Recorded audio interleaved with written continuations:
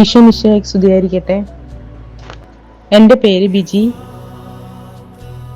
ഞാൻ കഴിഞ്ഞ ജൂലൈ മുതൽ ജാനുവരി വരെ 7 പ്രാവശ്യം ബൈബിൾ മാരത്തോൺ റീഡിങ്ങിൽ പങ്കെടുത്തു. വളരെയധികം ദുഃഖത്തോടെയാണ് ഞാൻ ജൂലൈയിൽ റീഡിംഗ് തുടങ്ങിയത്.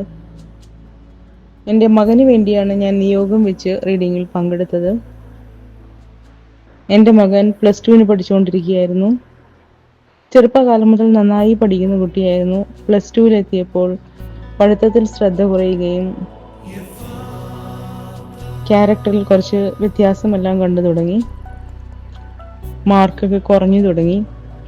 അങ്ങനെ അവന് വേണ്ടിയാണ് ഞാൻ പ്രാർത്ഥിച്ചൊരുങ്ങി വായനയിൽ പങ്കെടുത്തത്. ആദ്യത്തെ 4 മാസത്തെ റീഡിങ്ങിലും എനിക്ക് പ്രത്യേകിച്ച് എന്നെ സ്പർശിക്കുന്ന വചനങ്ങളൊന്നും കിട്ടിയിട്ടുണ്ടായിരുന്നില്ല. എന്നാൽ ഓരോ പ്രാവശ്യം വായിക്കുമ്പോഴും മനസ്സിന് വല്ലാത്ത സന്തോഷവും സമാധാനവും ഉണ്ടായിരുന്നു. എന്നാൽ 5-ാമത്തെ മാസത്തെ വായനയിൽ തോബിത്തിന്റെ പുസ്തകത്തിൽ നിന്നുള്ള വായനയാണ് എനിക്ക് കിട്ടിയത്.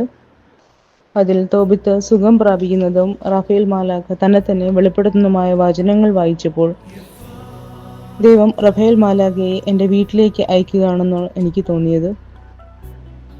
അങ്ങനെ ജാനുവരിയിൽ 7 പ്രാവശ്യം വായിച്ച് ഞാൻ റീഡിംഗ് പൂർത്തിയാക്കി. ഫെബ്രുവരി മാസത്തിൽ എൻ്റെ മകൻ്റെ +2 എക്സാം ആയിരുന്നു. എന്നാലിപ്പോൾ എക്സാം കഴിഞ്ഞു. അപ്പോഴും മനസ്സിന് വല്ലാത്ത ഭയമായിരുന്നു.